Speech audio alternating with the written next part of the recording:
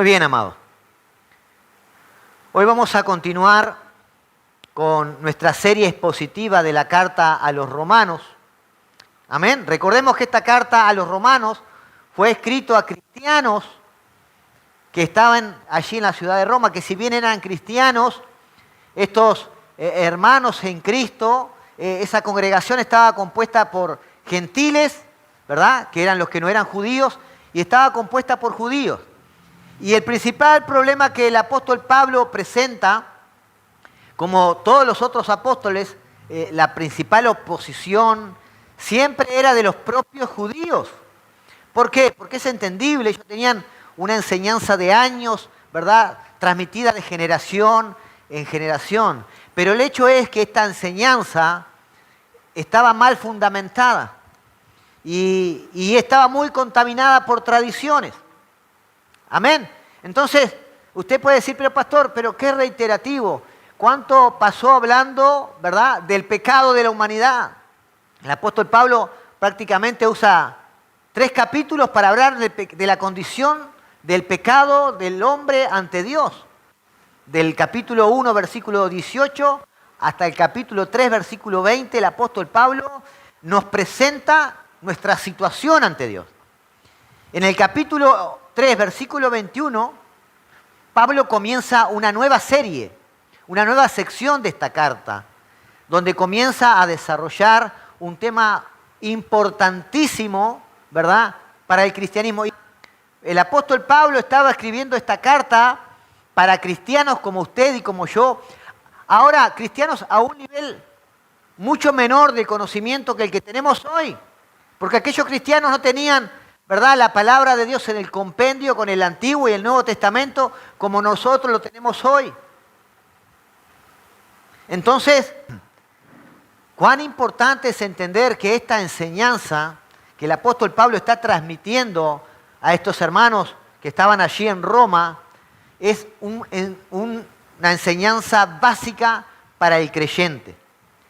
Y esta sección que el apóstol comenzó allí en el versículo 21 del capítulo 3, trata de un principio fundamental del Evangelio. En esta epístola a los romanos, Pablo desarrolla varios principios. Pero este principio, ¿verdad?, es un principio fundamental del Evangelio y es un principio que enseña sobre la justificación por la fe en Jesucristo. Amén. Y eso es algo que nosotros tenemos que comprender, tenemos que entender verdaderamente desde sus raíces. Y yo, para ponerte un poquito en situación, voy a leer el versículo 21 y 22 de Romanos capítulo 3, antes de comenzar el desarrollo de este capítulo 4. Romanos capítulo 3, versículo 21-22, como introducción, dice el apóstol Pablo, pero ahora, aparte de la ley, la justicia de Dios ha sido manifestada, confirmada por la ley y los profetas. Versículo 22, esta justicia de Dios por medio de la fe en Jesucristo, dice, es para todos los que creen. Amén. Es para todos los que creen. Ahora, dijimos anteriormente, o expresé en mi último mensaje, que un principio fundamental de la justicia es que los que son culpables, las personas que son culpables, sean condenadas, ¿verdad? Y los que son inocentes sean absueltos. Y hoy sabemos que hoy en día no pasa realmente así. En algunos casos sí y en otros no, porque tenemos jueces que son seres humanos, a veces por error, a veces porque su alma está contaminada, ¿verdad?, por la codicia, ¿verdad? Y no pasa así como debería pasar. El mismo Dios tiene este pensar. En Proverbio capítulo 17, versículo 15 dice, el que justifica al impío y el que condena al justo, ¿verdad? El que justifica al impío y el que condena al justo, ambos son igualmente abominación al Señor. La palabra está diciendo que Dios aborrece a los jueces, ¿verdad?, que justifican a los culpables. y que Dios aborrece también a los jueces que condenan a los inocentes. Ese es el pensar de Dios mismo. Ahora, sin embargo, Pablo dice que la justicia de Dios por medio de la fe en Jesucristo es ¿para quién? ¿Para los que son justos, para los que son buenos o simplemente para todos los que creen? Es para todos los que creen. No dice que la justicia de Dios es para los inocentes, ¿verdad? Entonces eso puede generarnos una contrariedad, porque ¿acaso esta justicia que Dios ofrece no está violando en el Evangelio un principio fundamental de la justicia al declarar justo al culpable? ¿Acaso Dios, que dice ser el Dios más justo del universo, verdaderamente no está errando? Y de esto habíamos hablado en mi último mensaje. Ya hemos visto anteriormente que este dilema es resuelto en el Evangelio. ¿Por qué? Porque Dios no tuvo que dejar sin efecto su justicia.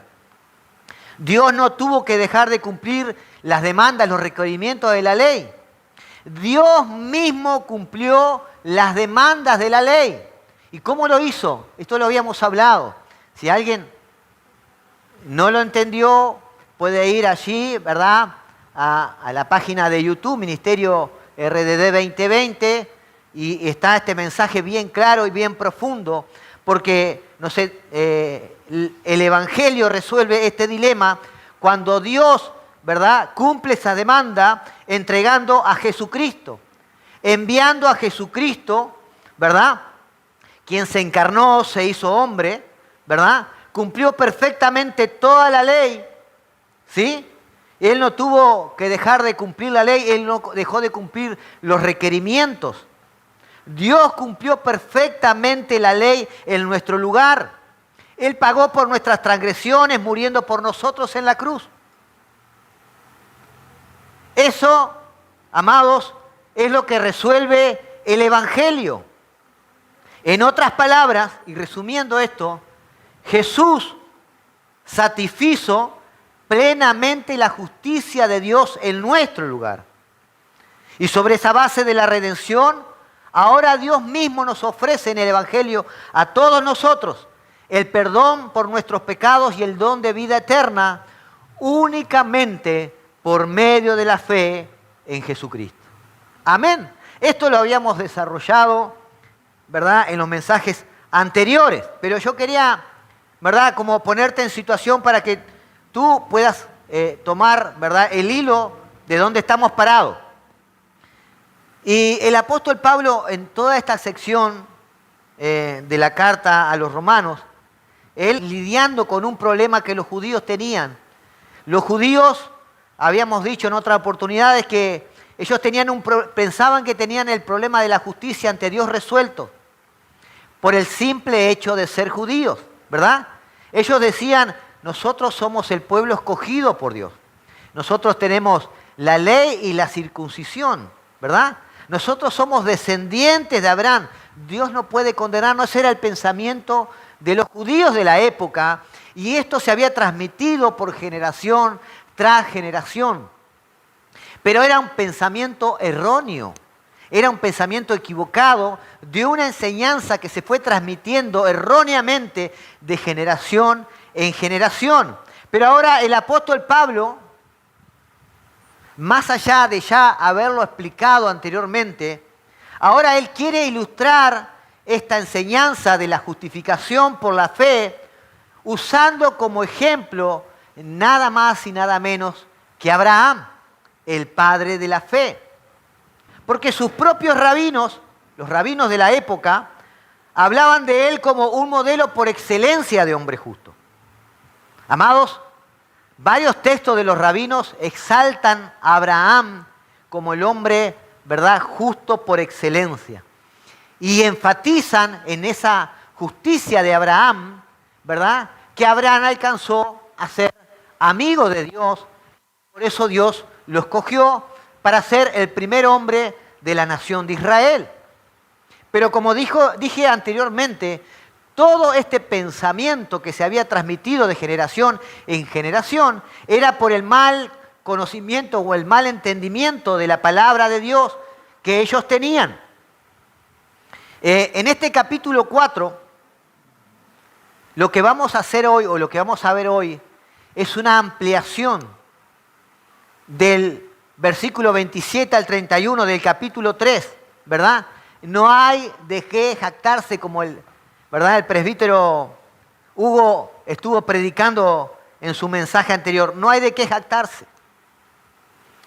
Yo quiero invitarte allí a Romanos capítulo 4. Amén. Y hay 3 aspectos que el apóstol Pablo resalta en este capítulo 4, usando el ejemplo de Abraham. 3 aspectos de la justificación por la fe. El primer aspecto de la justificación por la fe, y usando como ejemplo, ¿verdad?, a Abraham mismo, es que Dios justifica al impío por medio de la fe sola. Dios justifica al impío por medio de la fe sola, sin la participación de nuestras obras. Pablo les pone un ejemplo que ellos no podían rebatir. Aquí el ejemplo de Abraham es fundamental. Es fundamental para que ellos puedan entender, ¿verdad?, lo que es la justicia por medio de la fe sola.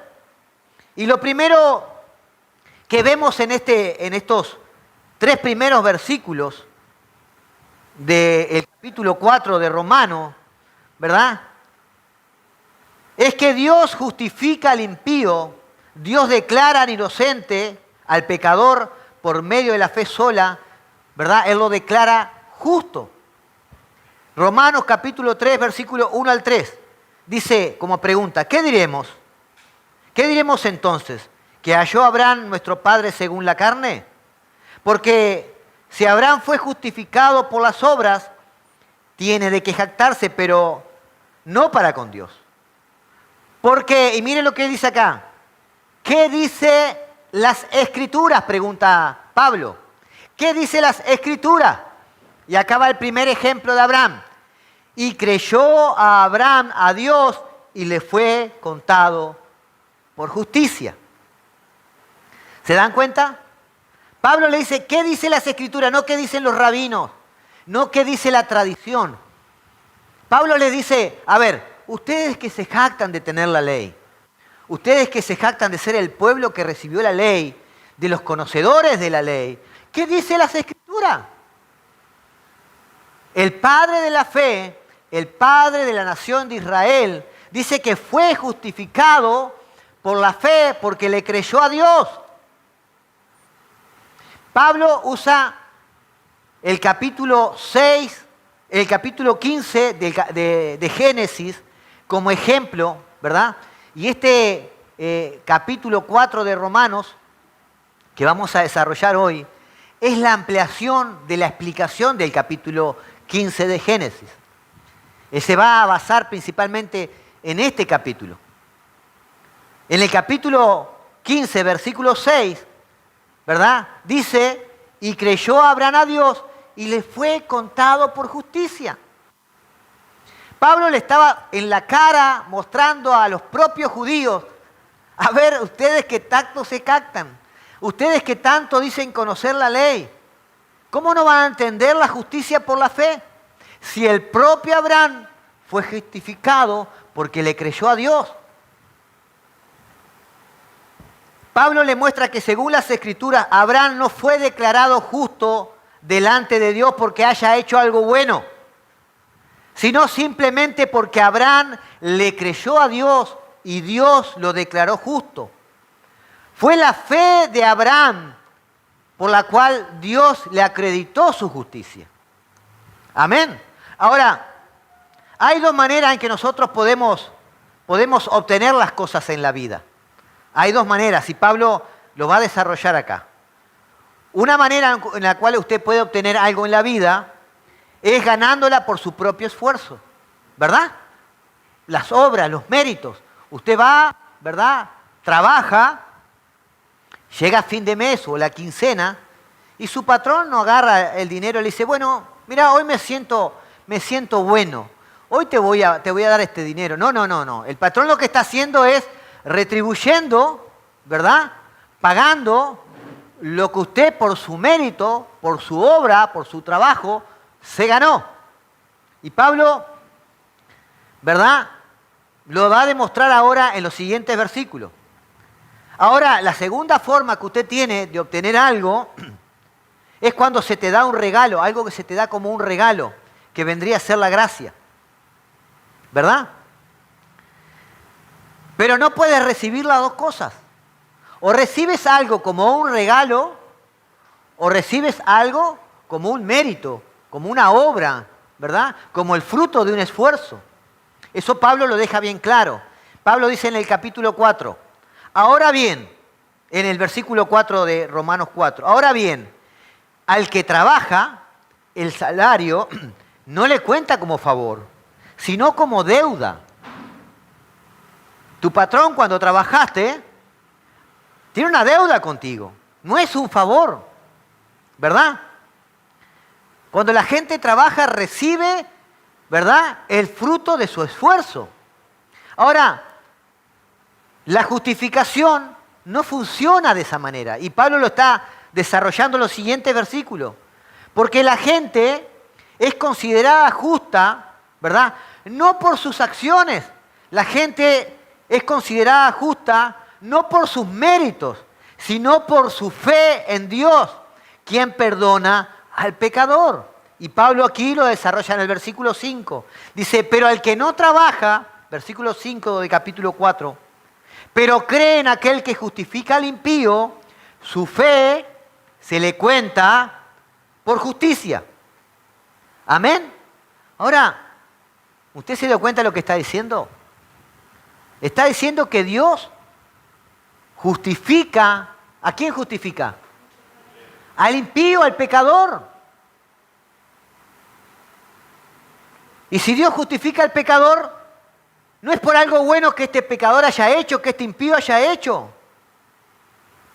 ¿Verdad?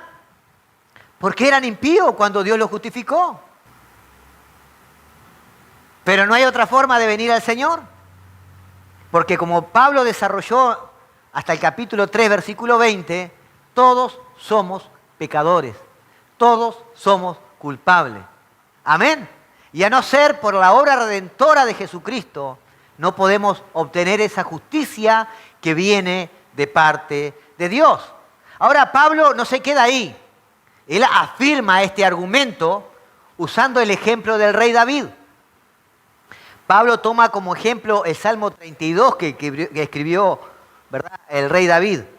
En el versículo 6 de Romanos 4, dice, como también David habla de la bendición que viene sobre el hombre, a quien Dios, ¿qué?, atribuye justicia aparte de las obras. Vuelvo a leer de nuevo, versículo 6. Como también David habla de la bendición que viene sobre el hombre, a quien Dios atribuye su justicia aparte de las obras. Amados, ¿recuerdan la historia de David? David, ¿verdad?, comete adulterio con Betsabé. ¿Cuántos recuerdan esto? El marido de Betsabé se llamaba Urías Eteo. Él estaba allí en el campo de batalla. David lo manda a llamar, lo embriaga porque quería que se acostara para tapar que a través de su adulterio, ¿verdad?, Betsabé estaba embarazada. Urías Eteo dice, ni loco, ¿verdad? Mis hermanos están allí en el campo de batalla, ¿cómo voy a acostarme con mi mujer? Como vio David que no pudo lograr eso, le entrega una carta al propio Urías para que él no la viera, que se la entregara, ¿verdad?, directamente a Joab, el rey del ejército de Israel. ¿Qué decía en esa carta?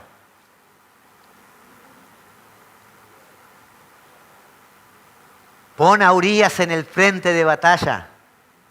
Y cuando la batalla esté bien candente ahí, que se retiren y lo dejen solo. Lo mandó matar. Ahora, David se arrepiente, ¿verdad? Verdaderamente se arrepiente de esto que hizo, ¿verdad? Y él pide perdón a Dios. Sin duda, como hemos dicho siempre, Dios perdona, pero las consecuencias del pecado, los que conocen la historia, están. Tú puedes creer que la gracia, ¿verdad?, es un permiso para pecar, pero yo te quiero decir lo siguiente: la gracia no es un permiso para pecar. Y cuando tú pecas e insistes en ese pecado, hay consecuencias. Y si lees la historia de David, hubo consecuencias sobre su vida y sobre su familia. Ahora, ¿Dios lo perdonó para salvación? Sí, Dios lo perdonó. Y David escribe el Salmo 23. David dice, versículos 7 y 8 de Romanos capítulo 4, bienaventurados aquellos cuya iniquidad han sido perdonadas y cuyos pecados han sido cubiertos. Bienaventurado el hombre cuyo pecado el Señor no tomará en cuenta. La pregunta es, ¿esta justicia que Dios atribuyó a David fue por algún mérito que David hizo? David dijo, pequé, bueno, ahora tengo que hacer algo para resolver esto. No. Esta justicia que Dios atribuyó a David fue porque David en fe, ¿verdad?, reconoció su pecado, se arrepintió, creyó en la misericordia de Dios y pidió perdón. Pero no fue por algo, ¿verdad? David no fue salvo por algo que había hecho, sino que Dios le acreditó su justicia a él. De manera que tanto Abraham como David prueban que Dios justifica al pecador únicamente por la fe, sin tomar en cuenta las obras. ¿Pueden entender esto? Porque muchos cristianos andan por ahí después que cometen el pecado diciendo, bueno, a ver, y uno cuando es inmaduro y que no conoce mucho la palabra, lo digo personalmente, ¿verdad? Lo viví en carne propia. Después que cometía el pecado, digo, ¿cómo lo compenso? ¿Cómo hago ahora? Es más, me sentía tan indigno que en vez de venir verdaderamente arrepentido al Señor, pensaba que si servía más a Dios, iba a quedar recompensado. Y nada más lejos de la realidad.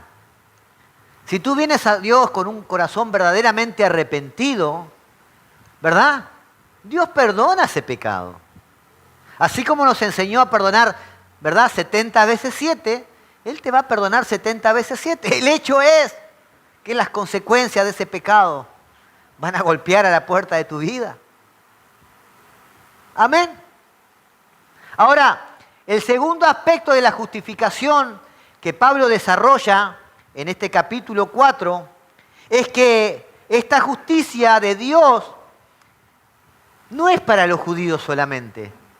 Esta justicia de Dios es para todos los que creen, sin importar raza, credo, nación, ¿verdad?, ni lengua. La justicia que Dios ofrece por medio de Jesucristo, ¿verdad?, es para todos los que creen. ¿Por qué? Porque los judíos creían que eran los únicos, que era la nación escogida, que no era para los demás.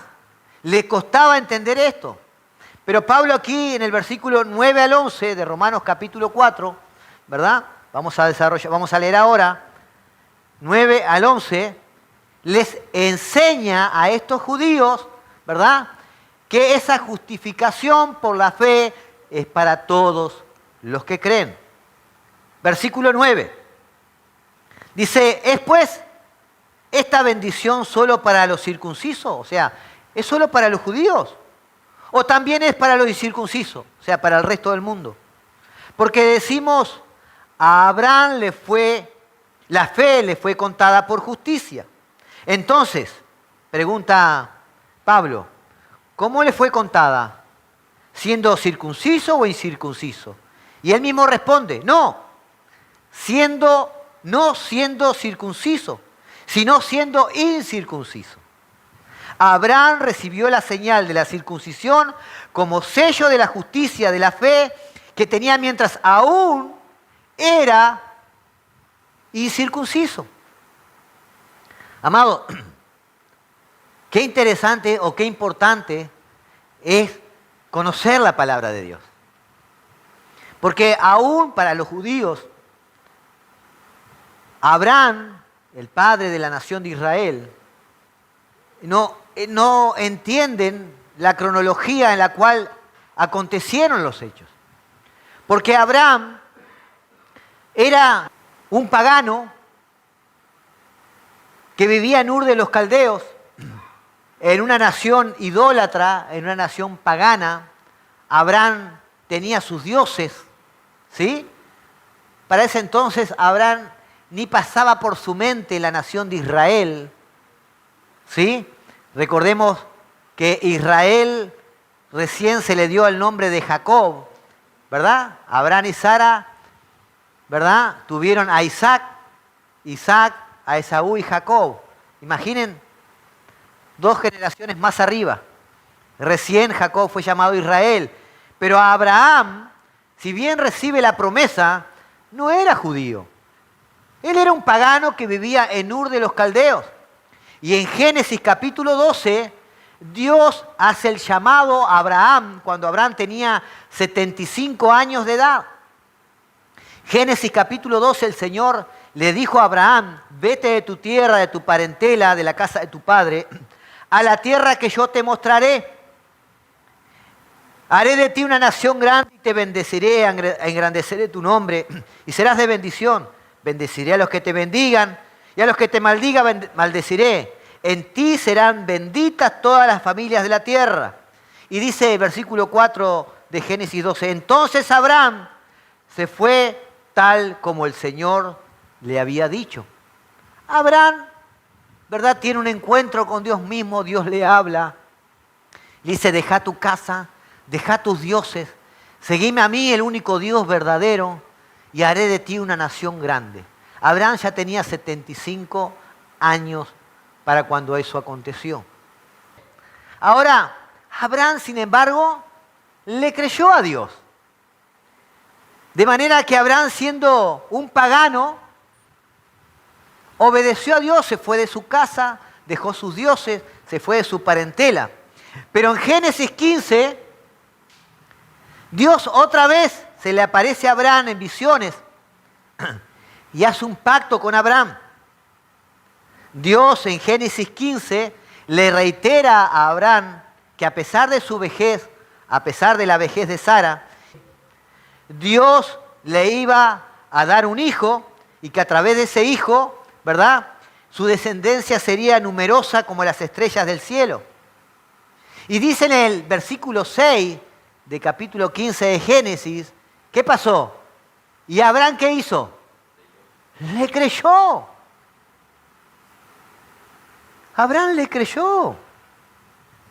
En contra todo pronóstico, Abraham le creyó a Dios. Ahora en el versículo, y dice el versículo 6, Abraham le creyó al Señor y eso el Señor se lo reconoció por justicia. Dios lo declaró justo porque Abraham le creyó a Dios. Pregunto, cuando Abraham le creyó a Dios, ¿era judío? No. ¿Era circuncidado? No. Recién en Génesis, capítulo 17, Abraham recibe la circuncisión como señal del pacto. Esa circuncisión que iba a distinguir a los descendientes de Abraham como parte del pueblo de Dios. Recién en Génesis 17. Los judíos no tenían bien en claro, evidentemente, la palabra de Dios, ¿verdad? Por eso Pablo les puso bien en claro y tomó justamente el ejemplo de Abraham. Y Pablo lo que está argumentando aquí en estos versículos que acabamos de leer, ¿verdad?, es que Abraham era un gentil incircunciso cuando Dios lo justificó por la fe. Cuando Dios le dio esa señal del pacto, Abraham ya tenía 99 años de edad. Abraham era un gentil incircunciso cuando Dios lo justificó por la fe. Y eso es lo que Pablo está diciéndole, ¿verdad?, a estos judíos. Abraham no era judío cuando Dios lo justificó. Y es por eso que Pablo dice que Abraham es considerado el padre de todos los creyentes, sean judíos o sean gentiles. Versículo 11. Abraham recibió la señal de la circuncisión como sello de la justicia de la fe que tenía mientras aún era incircunciso, para que fuera padre de todos los que creen, sin ser circuncidados, a fin de que la justicia también se les tome en cuenta a ellos. ¿Quiénes son ellos?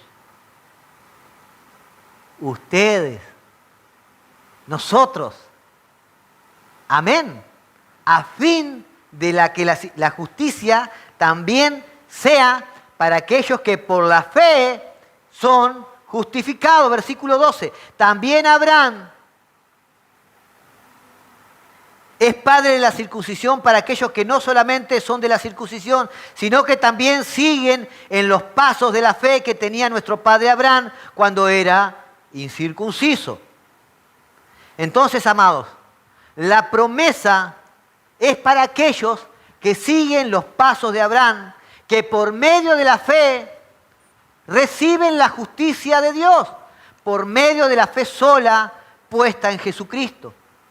En otras palabras, Pablo le estaba diciendo a los judíos: ¡hey, ustedes judíos, que creen que tienen resuelto el problema de la justicia ante Dios!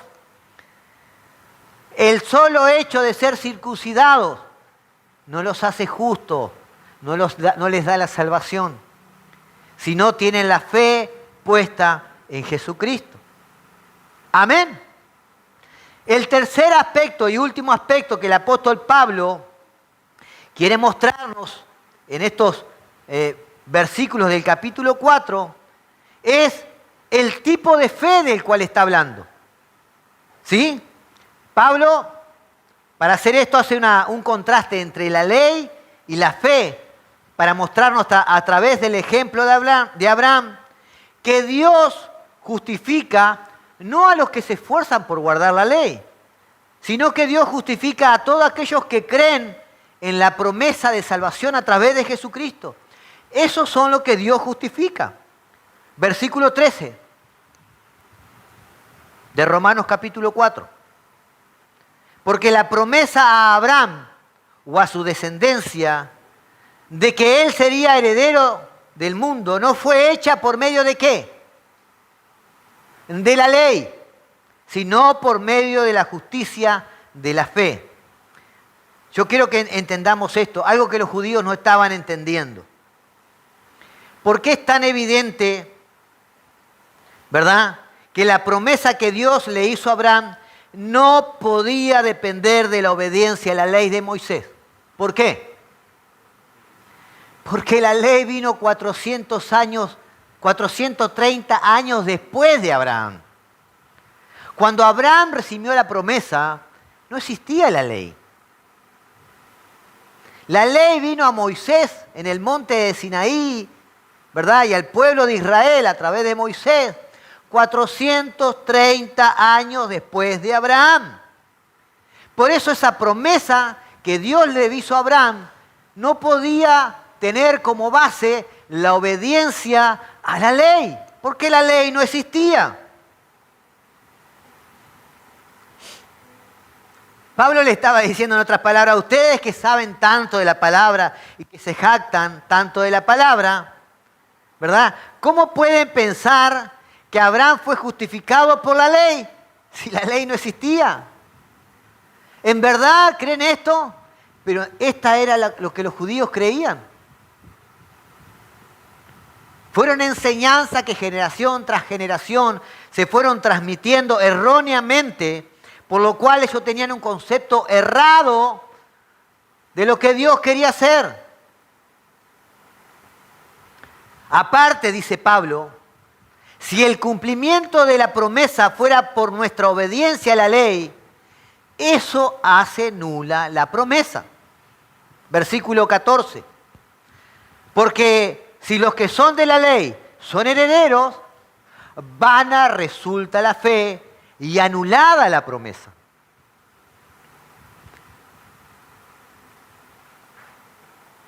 Amados, si el cumplimiento de la promesa de la salvación por medio de la fe en Jesucristo dependiera de nuestra obediencia a la ley, Pablo ya ha explicado esto.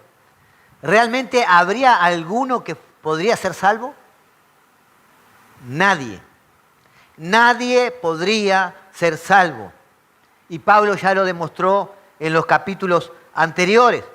¿Por qué? Dice en el versículo 5. Porque la ley produce ira. Versículo 15, perdón. Porque la ley produce ira. ¿Qué ira? La ira de Dios. Pero donde no hay ley, tampoco hay transgresión. A ver, Pablo le estaba argumentando a los judíos, a ver, ustedes, judíos, por tener la ley, son culpables por partida doble. Porque, a ver, cuando un gentil viene y no conoce la ley, ¿verdad? Y comete un pecado, comete un error, traspasa una línea, ¿verdad? Que no debía pasar, eso se cuenta como ¿qué? Como pecado. Porque pecado es cerrar al blanco. Él no conocía. Pero dice en otras palabras, ustedes judíos conocían la ley, se jactaban de la ley. Y sin embargo, ¿verdad? La transgredían. Transgredir quiere decir, yo conozco que no puedo pasar por esta línea y aún así violo la ley y transgredo, yo paso esa línea. Y esto era lo que estaban haciendo los judíos. Por lo tanto, producía ira, la ira de Dios. Producía condenación, por eso dice que la ley no producía salvación, sino condenación, porque era imposible que un ser humano pudiera cumplir la ley. Amados, no puede haber otra forma de salvarse que no sea recibir por medio de la fe como un regalo la justicia que Dios nos ofrece en el Evangelio. No hay otra forma, no existe otra forma. Pero hay tanta necesidad en el ser humano de jactarse, de decir, bueno, yo alcancé la salvación porque la verdad yo busqué a Dios y yo he sido una persona persistente, ¿verdad? Y yo. Y nos damos cuenta cuando entendemos la palabra de Dios que no hay de qué jactarnos. Dice el apóstol Pablo en el versículo 16, por eso es por la fe para que esté de acuerdo con la gracia, a fin de que la promesa sea firme, a fin de que la promesa sea segura, para que toda la posteridad, no solo a los que son de la ley, sino también a los que son de la fe de Abraham, quien es padre de todos nosotros. Pablo está diciendo dos cosas aquí. Pablo aquí está refiriéndose a dos cosas. Lo primero, dice, tiene que ser por la fe para que sea por gracia. La salvación tiene que ser por fe para que sea por gracia, porque la gracia excluye todo mérito. La gracia excluye todo mérito. Y si usted puede decir, pero ¿y la fe? La fe no es un mérito. La fe no es una obra del ser humano. Es el único acto del ser humano al cual no se le puede atribuir como mérito ni como obra. La fe es cuando usted, ¿verdad?, viene al Señor con las manos vacías, ¿verdad?, reconociendo que es un pecador, reconociendo que no está en usted, que no hay posibilidad en usted de alcanzar la salvación, reconociendo su necesidad de su justicia, arrepintiéndose, ¿verdad?, y yendo a la cruz. No hay mérito en eso. Lo segundo que Pablo habla aquí, tiene que ser por fe y por gracia para que la promesa sea segura. Ahora, como es por gracia, por medio de la fe, no es por obras. Entonces, por eso ningún creyente dejaría de alcanzar lo que Dios le prometió. Porque usted recibe la salvación por gracia mediante la fe en Jesucristo. Pero usted también mantiene esa salvación por gracia mediante la fe en Jesucristo. Amén. No es que yo recibo la salvación y me arrepentí, ¿verdad? Y ahora tengo que hacer obras para mantenerme salvo. Y esa es la teología católica. El católico en su teología enseña que usted mediante el bautismo, ¿verdad? Cuando es niño, es salvo, adquiere la salvación. Y esa salvación la puede mantener mediante la confesión de pecado. Pero sin embargo la Biblia no dice eso. La Biblia acá dice que usted recibe su salvación, ¿verdad? Por gracia, mediante la fe en la obra de Jesucristo en la cruz del Calvario, pero mantiene también esa salvación hasta que el día que parta con el Señor por fe en Jesucristo. Y a veces no entendemos esto, ¿verdad? Y vivimos atribulados. Porque yo le pregunto a aquellos que llevan años en el Evangelio, ¿cuántas veces han equivocado? ¿Cuántas veces han fallado? Yo te pregunto, y si tú fallas hoy y no te da el tiempo como los católicos te ir a confesarte, entonces mañana ¿qué pasa? Si tú fallas hoy y no tuviste el tiempo de, Señor, perdóname, ¿verdad? Y partes al instante con el Señor, ¿qué pasa? Toda una vida de creyente, toda una vida fuiste a una iglesia, toda una vida predicaste de Dios, pero ayer caíste en un pecado, ¿y a dónde vas? ¿Al infierno? ¿Será que sería justo? ¿Verdad que no? Por eso es indispensable que entendamos la palabra de Dios.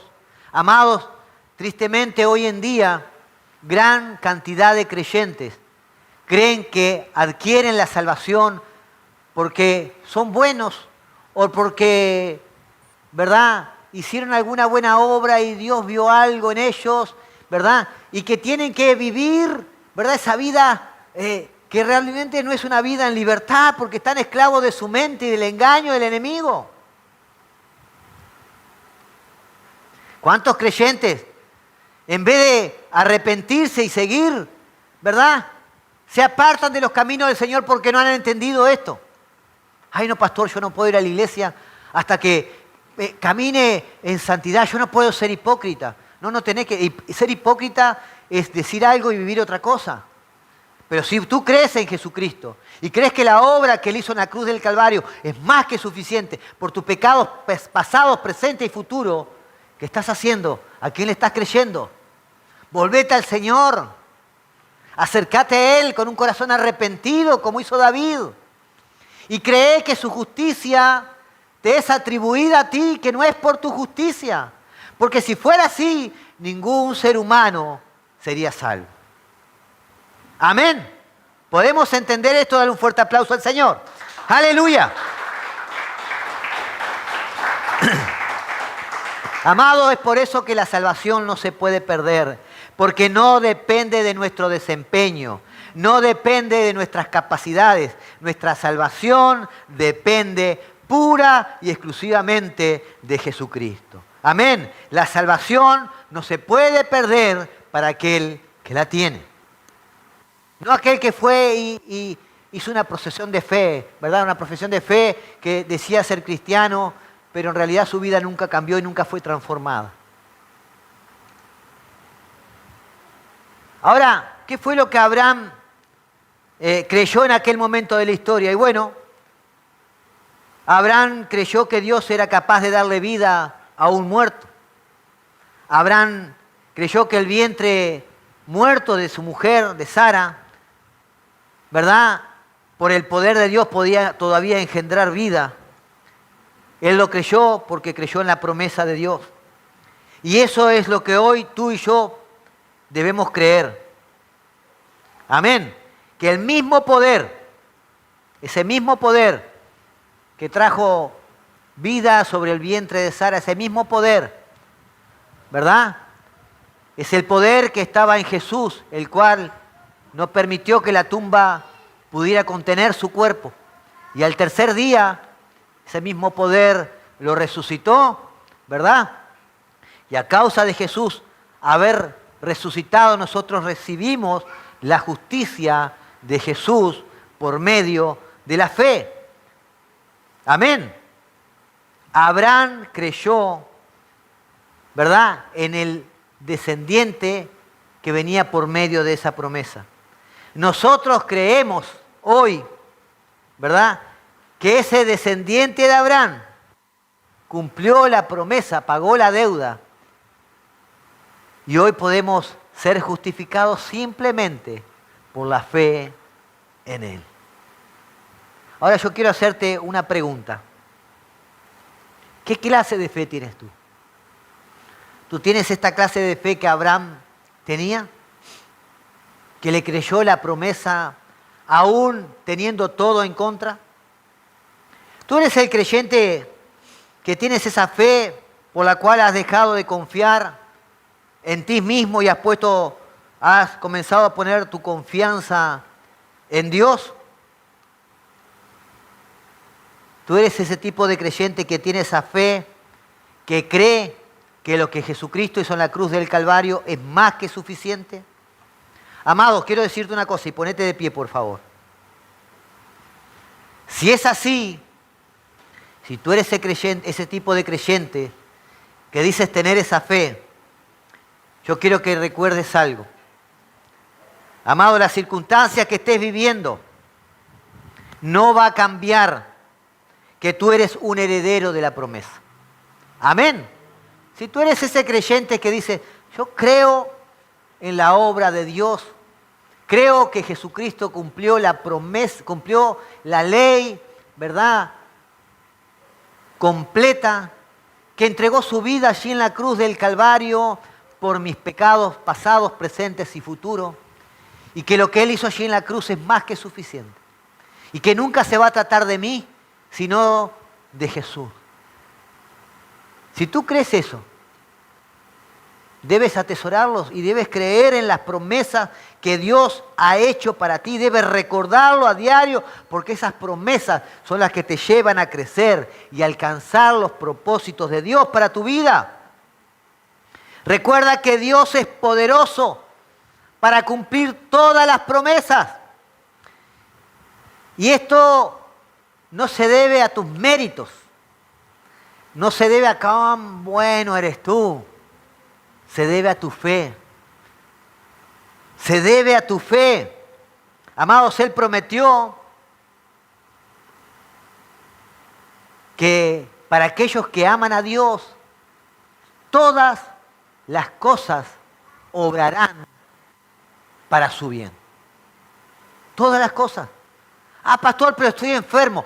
Todas las cosas, si tú amas a Dios, van a obrar para tu fe. Pastor, pero ¿qué pasa con los que murieron? Todas las cosas. Quizás era el tiempo de Dios de llevarte. Quizás Dios a través de aquella enfermedad quería tratar con tu vida. Quizás no. Sin duda que Dios quería tratar con tu vida, con aquella circunstancia en la cual a ti no te agradaba, aquel desierto en el cual Dios permitió que entraras para tratar con tu vida, para llevarte a lugares mejores. Recuerda que al pueblo de Israel, Dios antes de entregarle la tierra prometida, Él necesitó procesarlo en aquel desierto. Tristemente aquella generación no pudo ver la tierra prometida por su, ¿verdad?, por su orgullo, por su altivez, porque eran duros. Dios quiere glorificarse en tu vida. Dios quiere bendecirte, porque cuando Él te bendice, Dios es glorificado. Quiero decirte una cosa. Dios prometió que Él comenzó una buena obra en ti y que Él la iba a perfeccionar. Amén. ¿Cuántos recuerdan esto? El miércoles pasado hicimos un ejercicio con el grupo que está viniendo a la escuela de obreros. Porque Dios prometió eso, pero nosotros tenemos que ser intencionales. Nosotros tenemos que ocuparnos. Ocúpate en tu salvación con temor y temblor, dijo el apóstol Pablo. Cuando Pablo le dice a Timoteo, ¿verdad?, aviva el don de Dios que fue puesto en ti. Avívalo. Sé intencional. Porque Dios quiere hacer una buena obra en tu vida. Dios quiere llevarte a ser como Jesucristo. Cuando tu vida comienza a ser transformada y comienza a manifestarse Cristo en ti, te digo que te vas a dar cuenta que tus problemas no eran económicos, que tus problemas no eran de salud, tus problemas eran de tu identidad. Tú no estabas sabiendo que Cristo estaba en ti y necesitaba ser manifestado. Amén. Y podrás decir como el apóstol Pablo, sé estar bien en toda situación, sé vivir en abundancia, sé vivir en pobreza, en todo y por todo he sido enseñado. Nada va a cambiar mi pensamiento de las cosas gloriosas que Dios tiene para mi vida. ¿Cuántos toman esta palabra? Amén. Si tú eres un hijo de la fe, si tú crees y tomas esta palabra, quiero animarte a que este tiempo te enfoques en realmente hacer las cosas con excelencia para Dios. Busca de Dios, busca la comunión, busca la santificación y vas a ver cómo tu vida va a ser diferente. Vas a tener una paz que sobrepasa todo entendimiento. Amén. Sobrepasa todo entendimiento. Y voy a decir, pero ¿y si no tengo recursos? Sobrepasa todo entendimiento. Pero ¿y si estoy con problemas de salud? Sobrepasa todo entendimiento. La paz que proviene de Dios no está ligada a la circunstancia que estás viviendo. Está unido a la confianza que tú tienes a un Padre que te ama y que desea bendecirte y que ya te regaló el perdón de tus pecados y la vida eterna. Amén. Vamos a orar en esta hora. Padre, te damos gracias, Señor, por esta palabra. Agradecemos, Señor, este tiempo en el cual tú ministras nuestra vida a través del Espíritu Santo. Señor, y recibimos esta palabra rema para este día. Señor, queremos crecer en fe, queremos, Señor, crecer en el conocimiento de las cosas eternas. Por eso en esta hora pedimos que tu Espíritu Santo nos llene, nos ministre, nos renueve el entendimiento, Señor, y nos lleve a nuevas dimensiones, Señor, para que podamos experimentar esa paz, ese gozo que sobrepasa todo entendimiento. Bendecimos, Señor, en esta hora a la iglesia, en el poderoso nombre de Jesús, y te damos gracias. Y la iglesia dice amén, amén y amén. Dale un fuerte aplauso al Señor.